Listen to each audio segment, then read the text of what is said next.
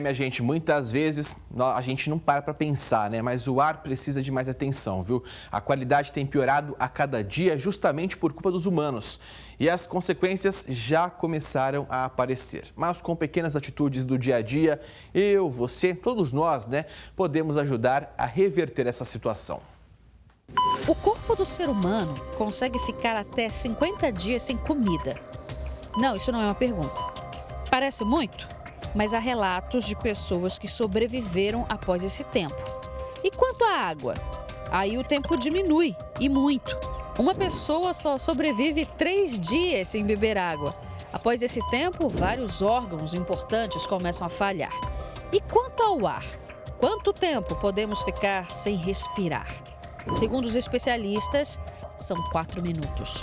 Depois disso, o cérebro começa a sofrer danos irreversíveis que levam rapidamente à morte. Em resumo, o nosso menor estoque é o de oxigênio.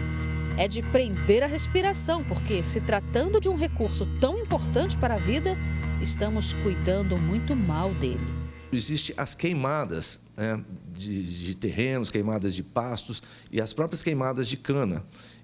Essa biomassa, ela sobe para a atmosfera, aumenta a poluição atmosférica e, junto com a baixa umidade mais a poluição, aumenta o risco para as infecções respiratórias. A umidade do ar, ela é o padrão de relação entre a vegetação, entre o clima e a quantidade de água que está, por assim dizer, transparente, né, em forma de umidade dissipada no ar. A gente não consegue ver e não consegue tocar, mas a gente consegue sentir quando o ar está agradável.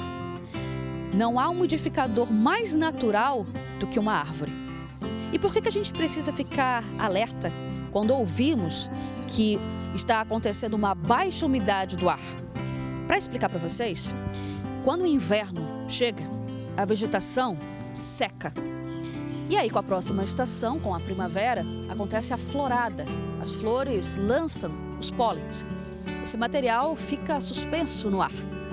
Para que ele consiga se fixar em uma superfície, há necessidade de umidade. Quando isso não acontece, quando o ar fica mais seco, esse pólen cai e aí se mistura com a terra. Poluição, sujeira, bactéria, e envelhece. E aí, com o vento, ele volta a subir e a gente respira esse material. E aí já viu.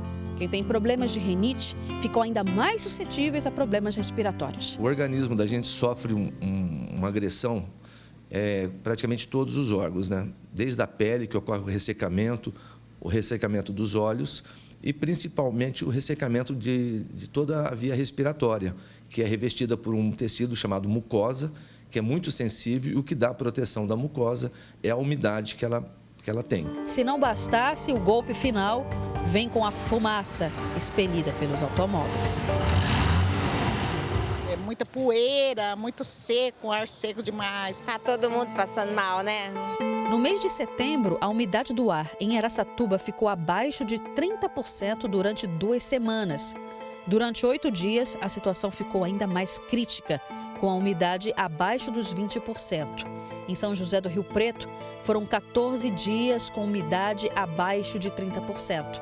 Já em Presidente Prudente, foram 16 dias com uma secura de 30%. A baixa umidade causa uma série de problemas para a saúde e cada um de nós pode e deve contribuir para manter o ar limpo. Nós temos que se adaptar da mais diversa forma.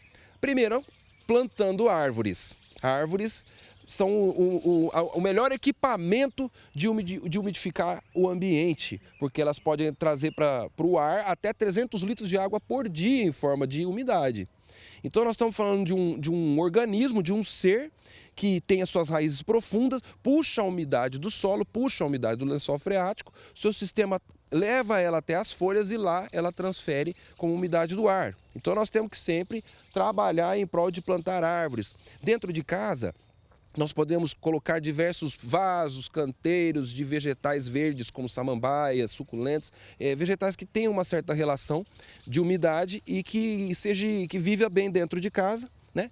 Escritórios, lugares muito pequenos, a gente tem que trabalhar com umidificador mesmo.